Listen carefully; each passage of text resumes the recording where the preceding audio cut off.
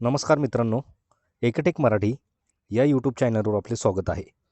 मित्रांनो, आजच्या व्हिडिओमध्ये आपण EPS 95 अंतर्गत पेन्शन घेणाऱ्या पेन्शनधारकाविषयी एक मोठी अपडेट आपण आजच्या व्हिडिओमध्ये पाहणार आहोत. तर यामध्ये मित्रांनो काय आहे संपूर्ण हे अपडेट हे आपण पाहूया. तत्पूर्वी मित्रांनो, चॅनलवर जर पहिल्यांदा आला असाल तर व्हिडिओला एक लाईक आणि चॅनलला सबस्क्राईब करायला विसरू नका. तर चला तर मित्रांनो, व्हिडिओला सुरुवात करूया. तर मित्रांनो, इथे पाहू शकता की यामध्ये 47 लाख निवृत्तांना दरमहा 9,000 रुपयांपेक्षाही कमी मिळते या ठिकाणी पेन्शन. तर यामध्ये लोकसभेत केंद्र सरकारने दिली माहिती, वाढत्या महागाईचा काळात निवृत्तांचे जगणे झाले आहे कठीण. तर काय आहे सविस्तर माहिती इथे पाहू शकता. तर यामध्ये मित्रांनो, देशातील लाखो कर्मचाऱ्यांच्या सामाजिक सुरक्षिततेचा प्रश्न पुन्हा एकदा समोर आला आहे.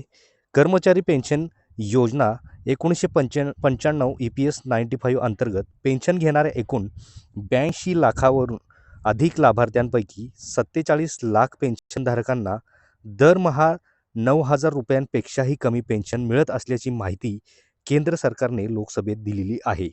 तसेच यामध्ये पुढे पाहू शकता की कामगार आणि रोजगार राज्यमंत्री शोभा करंदलाजे यांनी ही आकडेवारी सादर केली. सध्या देशात 82,11,182 पेन्शनधारक आहेत. त्यापैकी 57% अधिक पेन्शनधारकांना 9,000 रुपयांच्या मर्यादेपेक्षा कमी रक्कम हाती पडत आहे. यामुळे वाढत्या महागाईच्या काळात निवृत्तांचे जगणे कठीण झाले असून पेन्शनमध्ये वाढ करण्याची मागणी या ठिकाणी जोर धरत आहे. यामध्ये पाहू शकता की यामध्ये सध्याची किमान पेन्शन 1,000 रुपये प्रतिमाह, त्यामध्ये 8.33% नियुक्तीचे योगदान, तसेच 1.16% केंद्र सरकारचे योगदान. यामध्ये पुढे पाहू शकता आकडेवारी काही बोलतात. तर यामध्ये 82,11,182 EPS 95 एकूण पेन्शनधारक आहेत. त्यामध्ये 47,4,270 हे 9,000 रुपयांपेक्षा कमी पेन्शन घेणारे पेन्शनधारक या ठिकाणी आहेत. तसेच पुढे पाहू शकता मित्रांनो की यामध्ये आता किमान पेन्शन वाढवण्यासाठी हा दबाव या ठिकाणी आहे. तर किमान पेन्शन वाढवण्यासाठी सध्या EPS 95 अंतर्गत किमान पेन्शन केवळ 1,000 रुपये प्रति महिना इतकी आहे.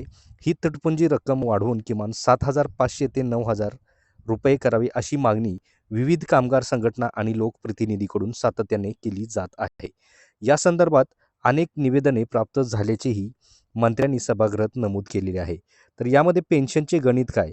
तर या ठिकाणी पाहू शकता की EPS 95 ही निश्चित योगदान निश्चित लाभ तत्वावर चालणारी योजना आहे. यात कर्मचाऱ्यांच्या वेतनाच्या 8.33% हिस्सा मालकाकडून तर केंद्र सरकारकडून 1.16% हिस्सा 15,000 रुपयांच्या वेतन मर्यादेपर्यंत दिला जातो. या निधीतूनच सर्व निवृत्तांना पेन्शन दिली जाते. तर मित्रांनो, थोडक्यात अशी माहिती आपण EPS 95 अंतर्गत जे काही पेन्शनधारक आहेत ते पेन्शनधारकांसाठी एक मोठी अपडेट आपण आजच्या व्हिडिओमध्ये पाहिलेली आहे की ज्यामध्ये मित्रांनो आता यामध्ये 9,000 जी काही दरमहा पेन्शन आहे ती 47 लाख निवृत्तांना दरमहा 9,000 रुपयापेक्षाही कमी मिळते.